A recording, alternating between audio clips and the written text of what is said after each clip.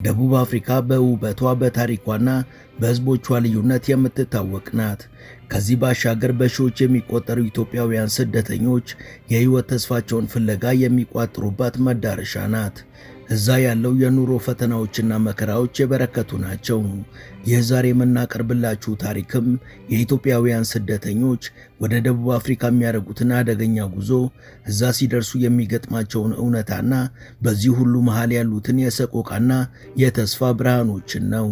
በሺዎች የሚቆጠሩ ኢትዮጵያውያን ወጣቶች ለምንድን ነው ከሀገራቸው ወጥተው ሕይወታቸውን አደጋ ላይ ጥለው ይህን ረጅምና አስፈሪ መንገድ የሚመርጡት? ደቡብ አፍሪካ ሲደርሱስ የሚጠብቃቸው ምንድን ነው? Thousands of Ethiopian nationals who continuously head to South Africa. Some are seeking better opportunities while others are fleeing troubles in their home country.